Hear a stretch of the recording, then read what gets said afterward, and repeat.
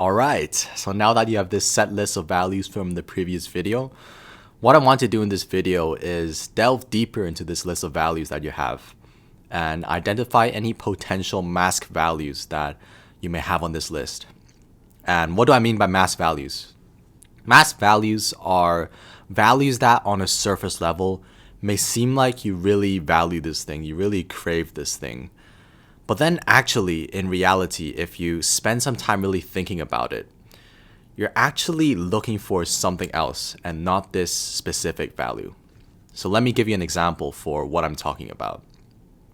Some common mask values that you'll see are wealth, money, shopping, cars, mansions, and if you have any of these values in your list of values, what you'll see is that on the surface level, it may seem like you're chasing these materialistic pursuits to feel worthy or feel proud of having this. But then deep down, are you actually craving wealth? Or are you craving the feeling of being wealthy?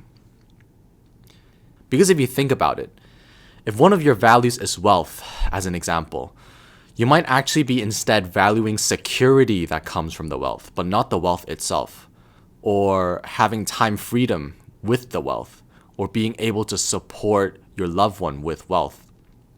And then, after you start noting these down, ask yourself the question for these temporary values.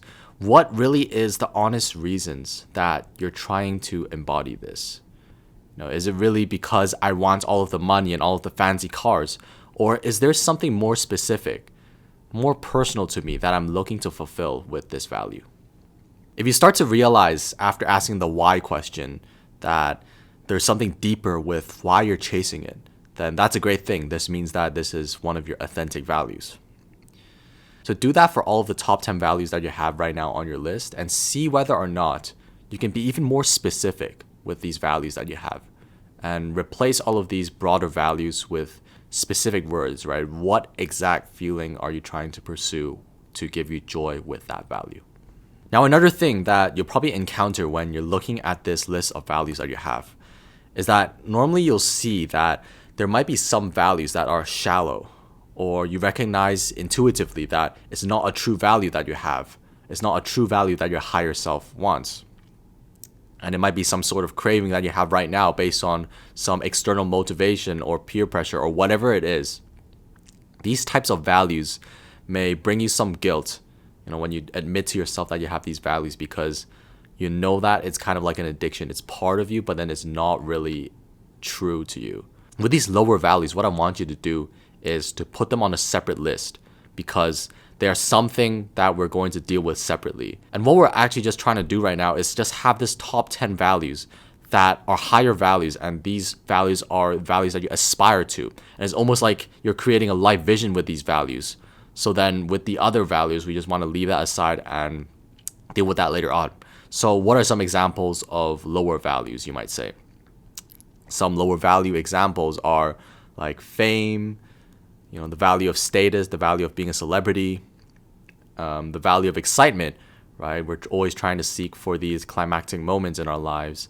And if excitement might mean adventure, then that's actually good. But then if excitement means, getting this constant pure dopamine hit, then you might want to watch out, right? Because that might not be the true feeling that you're pursuing with the value, and that might be a lower value that you have.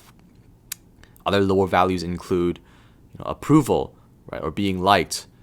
So with those values, what I want you to do is just highlight them or circle them first, and then recognize that it's there, and then move them onto a separate list. And what will end up happening is you're going to have these free slots for your higher values. So then you just go back to the original list and start doing this process again and find new values to fill in those empty slots. So now what I want to do is introduce to you this concept of positively motivated values and negatively motivated values.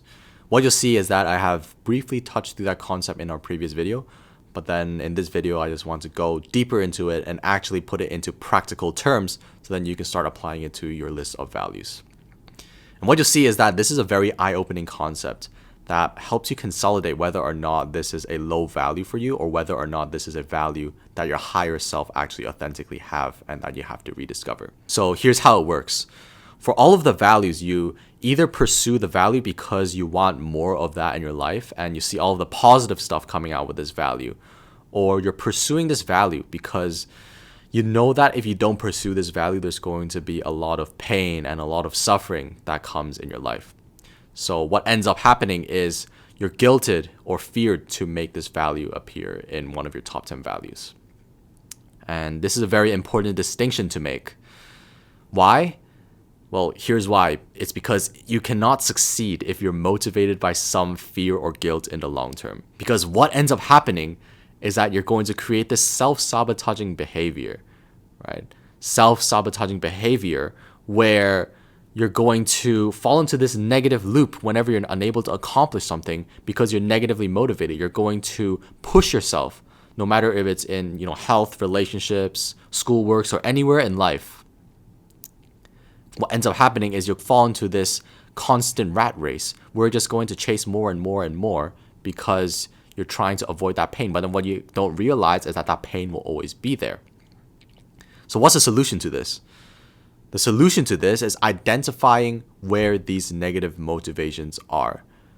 And it's really important to be honest about that with yourself. And what you want to do is systematically remove the values that are driven hugely by negative motivations, or you can reprogram them and replace them with positively driven motivations. So what we'll do first is that for each value, you'll see that there's a column for you to assign a ratio percentage on a distribution between the positively driven motivation versus the negatively driven motivation for these values. And what you'll see with these values is that you're not going to be 100% of the time negatively driven or 100% of the time positively driven. Normally, you'll see a mixture of the distribution. And some values you'll have more positive mindset driving that, and others will be less positively driven. But then what we want to do is at least have a pinpoint and an approximate number for each one. So then on paper, we know how much this value is driven by fear and how much this value is driven by love. And to make your life easier when going down this list, you're going to ask a certain set of questions which will help generate a ratio that sums up to 100% in total.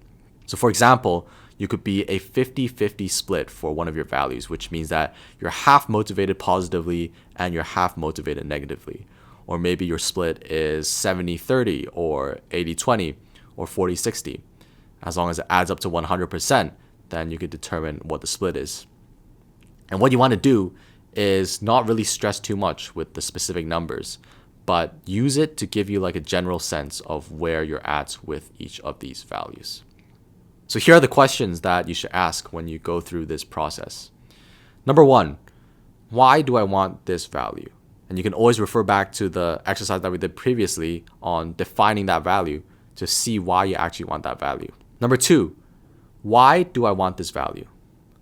What is it specifically that I'm looking for with this value? Go into, again, as detailed as possible, because only then can we see if you're positively or negatively driven.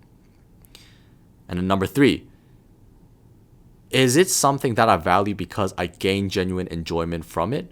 Or is it some kind of fear or external factor that is negatively motivating me to drive for this value? And that last question right there will really help you pinpoint whether or not you're more positively driven or more negatively driven. And then finally, there are also 2 more questions that can help you hone in that ratio if you're really still confused. Number 1 is, how much do I pursue this value because it gives me pleasure and happiness? And then number 2 is just the opposite, which is, how much do I pursue this value because if I don't pursue the value, it will give me pain and suffering? Right? And just really think about it and describe it in words. Right? Describe how that value feels to you and what type of pain or what type of happiness it gives you. So now let me give you a couple of examples to make it more clear. So let's just say one of my values is celebration. And specifically, for me, celebration means, bringing zest and bringing this whole positive energy and positive mindset with what I'm doing. So now going through that question, I'm going to ask myself, number 1, why do I want celebration? Why in particular do I want celebration? And then I start thinking about it, and what comes up is, celebration really allows me to feel optimistic, and it makes me feel like I'm not clinging onto my past events because I'm really celebrating and growing out of it, right? And in particular, whenever I feel energetic, I feel like my body is super awake and I feel super pumped up. I feel super excited, right? My brain gets into this whole flow state and I'm able to make a lot of progress on my work. So I realize that this is mostly pleasure driven. And then I ask the second question, how much do I pursue celebration? Because if I don't pursue it, it will cause me pain and suffering, right? Now that I've realized that this is more positively driven with my answer, I start to think about the other side because everything has two sides. So if I don't pursue celebration, I really don't think I will suffer, because the opposite of celebration and high energy is low energy, right? And I start to realize I'm also quite happy with having like a peaceful energy and having a quiet environment. But then what I realize is that celebration would give me even more motivation and bring even more positivity in my life.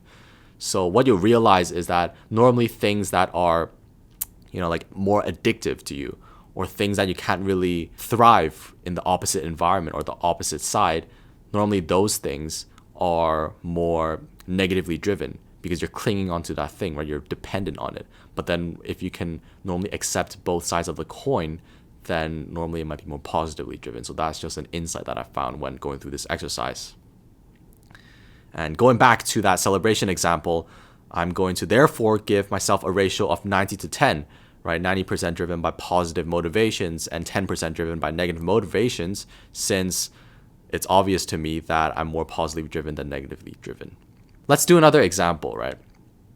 Let's just say your value is health. So going through the same exact process again, why do I value health? And then I start thinking about it. I think on one hand, you can have people saying that, you don't want to be sick because you don't want to die, right? A lot of people fear death. But then on the other hand, you can also say health brings me great motivation because when I'm in good shape, when I'm in good physical form, I'm able to do this and I'm able to do that. And do you see the difference here? And one of them is more fear-based and negatively driven when you're fearing death, and when you're fearing all of these diseases coming into you, and when you're fearing all of the pain that goes along with it. And the other one is more vision-based, right? More positively driven with the things that you can do with an amazing health. So that's what I want you to do with each question. What you want to do is really go deep and think about what is driving you with that factor. And then afterwards, give a rough ratio based on all of the answers that you've generated. Another big insight with these negatively driven values, which I want to talk about, is that most of the time, these values are derived based on some kind of traumatic experience or little things that may have unconsciously crept into the imprinting of you, which results you in accepting this as part of your value, accepting this as part of your worldview. And what you'll see is that normally you'll just feel like you need it, right? Like it's an addictive mechanism and you just don't feel safe if you don't have it, and there's just some sort of strings attached to it. And on the other hand, positively driven values are things that you're more free to venture out and fully express those values. And it's because you have confidence and it feels authentic to you. There's no strings attached to it. And you're doing it based on pure joy.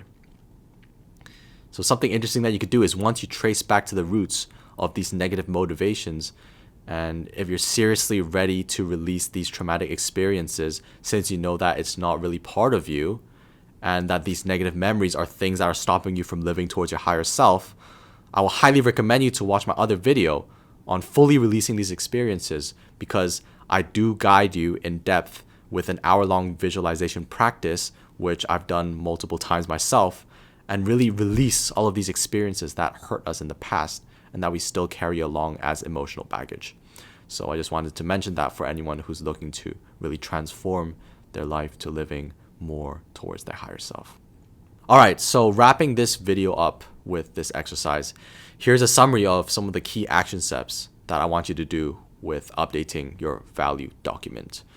So the first thing is to scan through this list of broad values and ask yourself, can you be more specific with the values, right? Is there a deeper feeling that you're looking for with the value? And a really good question to ask yourself is, why does this value matter to you? And then the second thing is scanning through that list again. Are there any masked values? These masked values are values that you know that are temporary and that are shallow to you, right? That appeals to your lower self.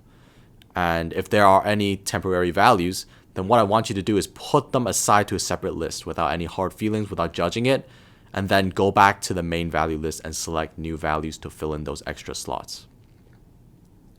And then the third question is to delve deeper into the value and ask yourself, why do I want this value?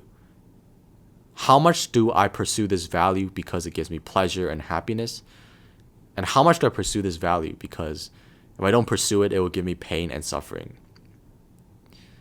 And then with all of the answers generated from asking those questions, what you'll be able to do is give yourself a ratio out of 100 of positively driven versus negatively driven based on that value. And remember, you don't have to be really exact and calculating all of these numbers, but what it's supposed to do is just give you a general picture relative to all the other values of where you think you're at right now with that value, on whether or not it's positively motivating you in life or negatively motivating you in life. And as always, I'll have all of the links to the documents and the resources down in the description if you ever need to refer to it or if you're new here. And finally, from the bottom of my heart, I really believe that we're building something great here. And I can't wait to share more wisdoms, so then more of the younger generation can transform their lives from living fear-based to living love-based.